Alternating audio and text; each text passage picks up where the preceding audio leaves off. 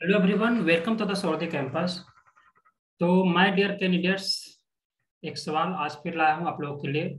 और एक ऐसा सवाल जो आपका आरआरबी और यूपीएसआई का लेवल का क्वेश्चन है। मतलब सिर्फ और सिर्फ अभी तक में जो देखे गए हैं वो सिर्फ और सिर्फ आरआरबी और यूपीएसआई में आपके ये सवाल देखे गए हैं। तो चलिए मैं सवाल की तरफ ले चलता हूँ। तो सवाल रहा आपका, ये सिर्फ एक ही सवाल लेकर आया हूँ, लेकिन जो कॉन्सेप्ट आपका क्लियर मैं कर दूंगा इस वीडियो के थ्रू ही। और बाकी जो क्वेश्चन आपको दिख जाएंगे वो आपका घटना चक्र का बुक अगर होगा तो उसमें भी आपको इस टाइप के सवाल आपको देखने को मिल जाएंगे। तो चलिए, सवाल है आपका कि राही को 8 घंटे में 360 किलोमीटर की यात्रा करनी पड़ी। ठीक है, यात्रा के दौरान उसने 60 किलोमीटर प्रति घंटा की औसत गति से यात्रा की, लेकिन बीच में 2 ब्रेक उन्होंने लिए। ठीक है, बीच में 2 ब्रेक भी लिया गया। लंबे समय का ब्रेक, इंपॉर्टेंट वर्ड है कि लंबे समय का ब्रेक। लंबे समय का ब्रेक जो है, लंबे समय का ब्रेक आपका कम समय वाले ब्रेक से दोगुना हो गया। ठीक है, अच्छी बात है, अच्छी बात है। तो कितने मिनट के लिए छोटा ब्रेक लिया गया था? इंग्लिश में भी मैं ट्रांसलेट करके लेकर आया हूँ कि Rahi had to travel 360 kilometre in 8 hours during the journey. She She traveled at an average speed of 60 kilometers per hour, but took 2 breaks in between. The longer break is doubled than the shorter break. Then, for how many minutes the shorter break was taken? ठीक है, तो देखिए हम लोग इसको जो solve करेंगे वो रेशियो मेथड के माध्यम से सॉल्व करेंगे।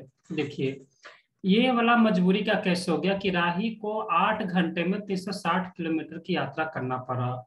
मतलब कि अगर मैं रियलिस्टिक की बात करूं तो आपका ये ओरिजिनल स्पीड आपका ये नहीं रहा होगा।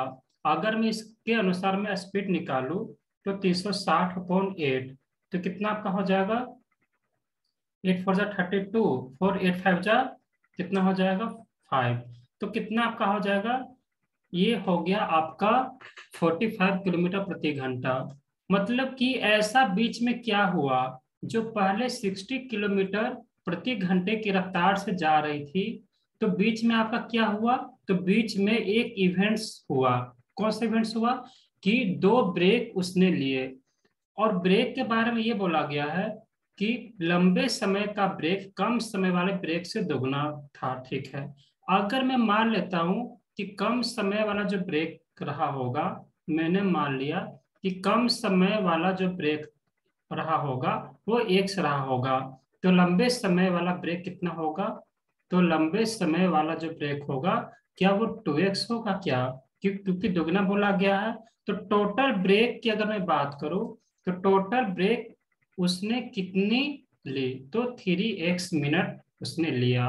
ठीक है, तो ये मैं मिनट में मान रहा हूं कि ये हमारा मिनट में आपका है। ओके, तो 3x मिनट उसने ब्रेक लिया। मैंने माना कम समय का जो ब्रेक है वो x मिनट, तो लंबे समय का ब्रेक कितना हो गया? 2x minute.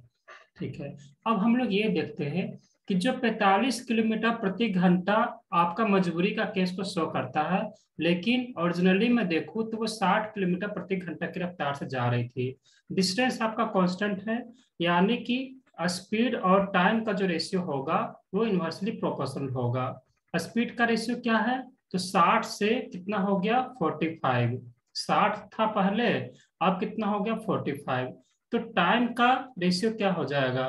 तो 15 3 जा 45 और 15 4 जा 60। यानी आप ये देखिए, टाइम पहले 3 यूनिट लग रहा था, ठीक है, लेकिन 45 किलोमीटर प्रति घंटा की रफ्तार से चलने से क्या हो गया कि 4 यूनिट एक्स्ट्रा लगा, और साथ ही साथ 2 ब्रेक भी लिया गया। आप ये बताइए कि 3 यूनिट तो उसका पहले भी लग रहा था समय, है ना?